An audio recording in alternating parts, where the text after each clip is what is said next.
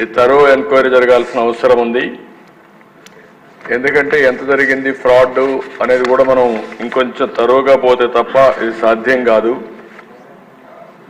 ENA దగ్గర నుంచి alcohol supply చేయని దగ్గర నుంచి డిస్టిలరీ దగ్గర నుంచి ఎంత వచ్చింది, ఎంత ఆఫ్లో పోయింది, ఇవన్నీ కూడా తరోగా చేయాల్సిన అవసరం ఉంది.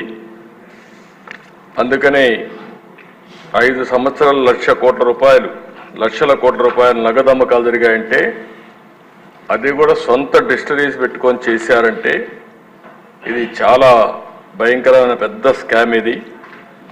ఇవన్నీ కూడా మనం చూసినప్పుడు నాన్ డ్యూటీ పెయిడ్ లిక్కర్ ఎంత పోయింది అవన్నీ ఉన్నాయి. ఫైనల్గా వాస్తవాలన్నీ బయట రావాలి. అందుకనే ఈ ప్రభుత్వం దీన్ని సిబిసిఐడి ఎంక్వైరీకి ఇస్తూ అదే సమయంలో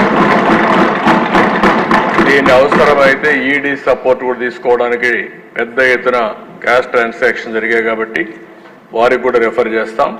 అన్ని విధాల చర్యలు తీసుకుని మళ్ళా ప్రజల ప్రాణాలు కాపాడడానికి ఈ రాష్ట్ర ఆదాయాన్ని ఏ విధంగా దుర్వినియోగం చేశారో అవన్నింటిపైన యాక్షన్ తీసుకోవడానికి ప్రభుత్వం సిద్ధంగా ఉంది. ఒకటి ప్రజల ప్రాణాలు, ప్రజల ఆరోగ్యం, అదే సమయంలో పెద్ద ఎత్తున అవినీతి ఇవన్నీ ఉన్నాయి. అన్ని కోణాలు దీంట్లో బయట రావాల్సిన అవసరం ఉంది.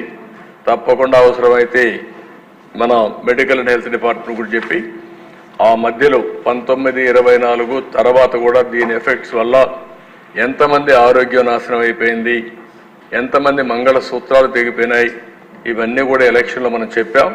అవన్నీ కూడా ఎస్టాబ్లిష్ చేయాల్సిన అవసరం ఉంది. దీనిపైన సిబిసిఐడితో తరో ఎంక్వైరీ చేపిస్తాం. ఈడీ కూడా రెఫర్ చేసి యాక్షన్ తీసుకుంటామని సభ ద్వారా మీకు తెలియజేస్తాం.